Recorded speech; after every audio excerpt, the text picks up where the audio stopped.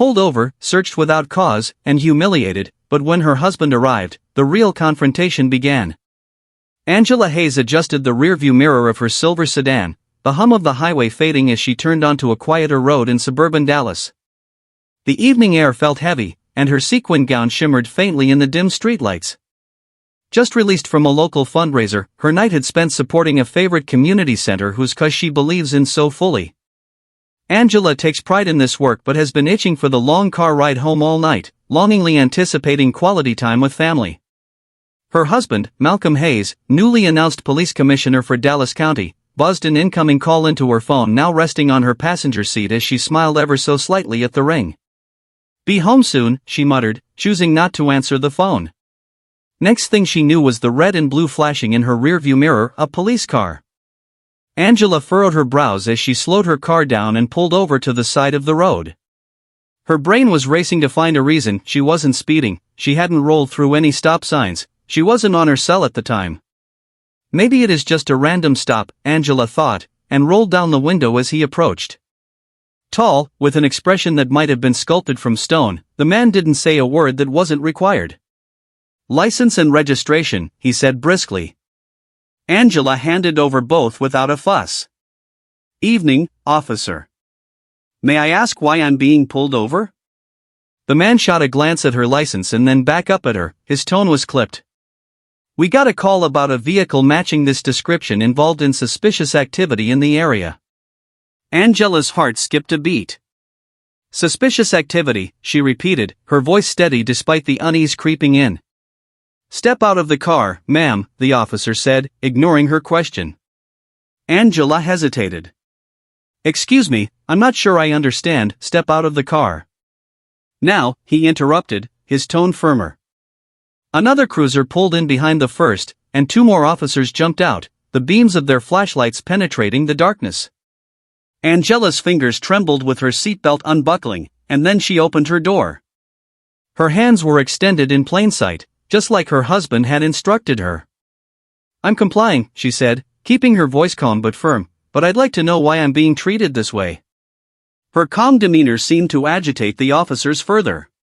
One began searching her car without asking permission, rifling through the back seat and trunk. The other two stood close, watching her every move. Angela's heart pounded. This wasn't right. She had nothing to hide, but the way they treated her, like she was guilty of something, was humiliating. But Angela wasn't the kind of woman to cower. "I'd like to call my husband," she said, her voice cutting through the tension. One officer scoffed. "You can do that after we're done here." Angela's jaw tightened, but she said nothing. She didn't want to escalate the situation. Instead, she silently prayed that someone would intervene, that this would end before it spiraled further. But little did she know, the situation was about to take a turn that no one could have predicted. Angela stood by her car, the cool night air brushing against her arms as she watched the officers rummage through her belongings. Her trunk was so impeccably sorted that it was full of boxes of event materials and brochures from the fundraiser. They were treating it like a crime scene, pulling things out to examine them like they would find something dark there. One pulled out a stack of pamphlets. "What's all this for?" Angela's voice was steady and firm. "I just left a fundraiser. Those are brochures for the community center we're supporting." He stared at her, his expression unreadable, before tossing the stack back into the trunk without a word. The second officer, a younger man with a nervous energy, approached her. "Ma'am, are there any weapons, drugs, or anything illegal in this vehicle?" "No, officer," Angela replied, her patience wearing thin. "I told you, I've done nothing wrong. I would appreciate it if someone could help me understand why I am being treated this way."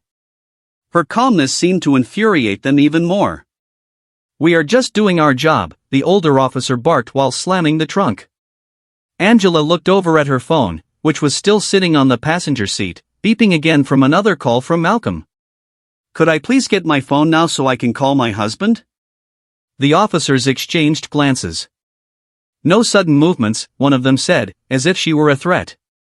Angela fought the urge to roll her eyes but complied, carefully reaching into the car to grab her phone. The officers seemed almost disappointed when nothing about her behavior justified their suspicions. Undefined, but they weren't done yet. Undefined, we're running your plates and license, one said, stepping away. Angela crossed her arms, watching as the second cruiser's spotlight illuminated her car. Undefined, the scrutiny, the assumptions, the complete disregard for her dignity. It was infuriating, but she controlled her temper, knowing that any display of irritation could be spun into a cause for further escalation. She dialed Malcolm's number with steady fingers. He picked up almost immediately. "Angela, are you okay? I've been calling." She cut him off. "Malcolm, I'm being pulled over by the police, and they're searching my car for no reason. I need you here now." Malcolm's voice changed in an instant, both concerned and authoritative. "Where are you?" "I'm coming." Angela gave him her location, her voice barely breaking on the words as the gravity of the situation caught up with her. "Please hurry." She got off the call, looking around at the police officers watching her, their body language tightening up. They had no idea to whom she spoke, but for some reason her assurance was unappealing. The minutes seemed to stretch. Angela stood without saying a word, straightened shoulders, holding herself upright in this indignity. She could see some cars drive by and their drivers slowing up to take in the spectacle. Then, she heard the sound of a car pulling up. A sleek black SUV rolled to a stop nearby, and the driver's door opened. Malcolm stepped out, his tall frame exuding authority, his face a mask of restrained anger. But what happened next was something neither Angela nor the officers could have anticipated. Malcolm Hayes wasn't the type of man to lose his temper easily. Years of experience as a public servant and, most recently, the police commissioner had taught him the value of control, even in the most heated situations. But tonight, seeing his wife standing on the side of the road, surrounded by officers, with a look of defiance masking her unease, something inside him burned. He stepped out of the SUV and closed the door firmly, the sound cutting through the tense air. The officers glanced at him, their guarded expressions betraying their surprise at his confident stride. Malcolm was dressed sharply in a tailored suit, his police badge clipped to his belt and glinting under the streetlights. "Good evening," he said, his voice calm but edged with authority.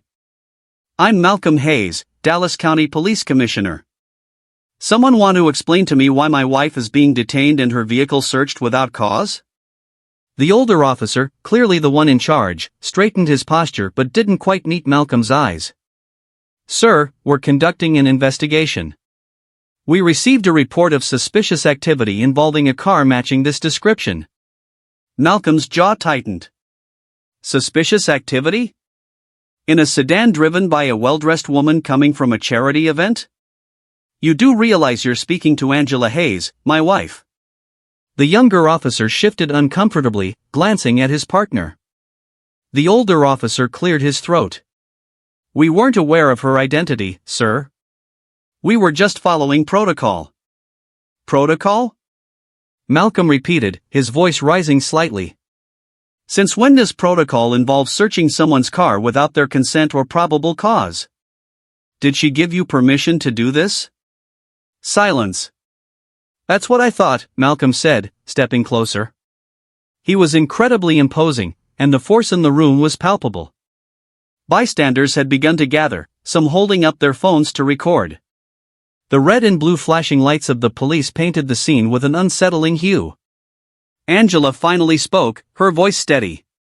"Malcolm, they wouldn't even let me make a telephone call at first.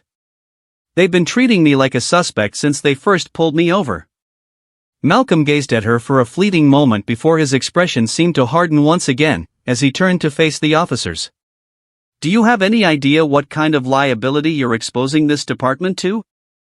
You're harassing an innocent citizen, my wife, no less, without justification.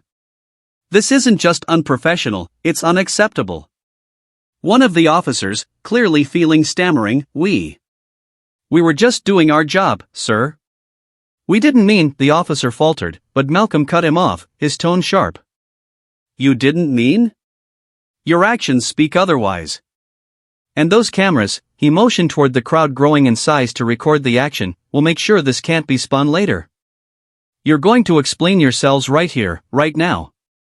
The officers glanced at each other nervously, they were far from sure of what to do. The older officer stepped forward, trying to regain control. "Commissioner Hayes, we'll need to de-escalate the situation. Perhaps we can discuss this back at the precinct." Malcolm let out a short, humorless laugh. "De-escalate? You want to de-escalate now, after humiliating my wife and violating her rights?" "No, we're addressing this here in public, exactly where you created this mess." By this time, the crowd had ballooned to over 100 onlookers who murmured disbelief at what was happening. Angela stood silently with her posture as if composed, but her eyes betrayed exhaustion. "Call your supervisor," Malcolm had ordered.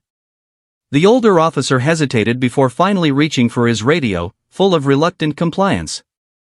Tension mounted as they awaited the arrival of the supervisor. Ever growing by the minute, he eventually stood waiting alongside an increasingly large crowd, many of whom were live-streaming what had begun to resemble an informal protest. Finally, a black and white SUV pulled up, and out stepped Lieutenant Charles Donovan, his crisp uniform contrasting with his expression of annoyance and confusion. "What's going on here?" Donovan demanded, his eyes scanning the scene. He barely glanced at Angela before turning to Malcolm. "Lieutenant Donovan," Malcolm said levelly, "your officers here pulled over my wife, conducted an unwarranted search of her vehicle, and failed to provide any legitimate reason for their actions." "I'm waiting for an explanation." Donovan's eyes went wide as the realization dawned. "Commissioner Hayes, I didn't know." "That's the problem, Lieutenant," Malcolm cut in, his voice cutting. "It doesn't matter who she is. Every citizen deserves respect and fair treatment, and this is anything but." The lieutenant's face tightened as he turned to the officers. "Is this true? Did you search her vehicle without cause?" The older officer hesitated. "We had a report about suspicious activity." "Cut the excuses," Malcolm interjected, his voice slicing through the air. "You had no cause, none. And now you've harassed an innocent woman and put this entire department under scrutiny. Do you even understand the gravity of what you've done?" Donovan rubbed his temple, clearly trying to maintain control. "Commissioner, I assure you this will be investigated thoroughly. I'll handle it personally." Malcolm took a step forward, his voice unwavering.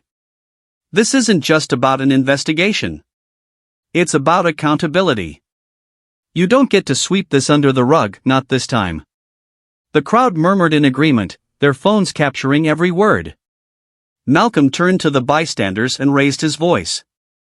"To all of you, this is the type of behavior we have been fighting to eradicate in our police force. No one, no matter their status, their job, or their skin color, should have to endure this type of treatment. This is why accountability matters." A few people applauded. Angela watched her husband, pride flickering in her eyes despite her exhaustion. Donovan looked increasingly uncomfortable. "Commissioner, maybe we can take this outside somewhere," Malcolm said firmly. "No," the commissioner said firmly. "Transparency occurs here, in front of the people you serve. Your officers need to know that there is a consequence for their actions. If they do not, then nothing will ever change." The officers shuffled uncomfortably as Donovan was hard-pressed to reply. It was apparent that the balance had shifted, and the consequences were unavoidable. It wasn't long after that fateful night that fallout began and kept coming. Before the day even broke the following morning, videos of the scuffle went viral, all being shared with their respective hashtags Justice for Angela and Accountability Matters, while local news outlets carried it on television alongside headlines of question to the Dallas County Police's integrity. Angela and Malcolm sat side by side at their dining table, the morning light streaming through the windows. Angela was still groggy from the night before, sipping her coffee as Malcolm scrolled through his phone, reading articles and comments.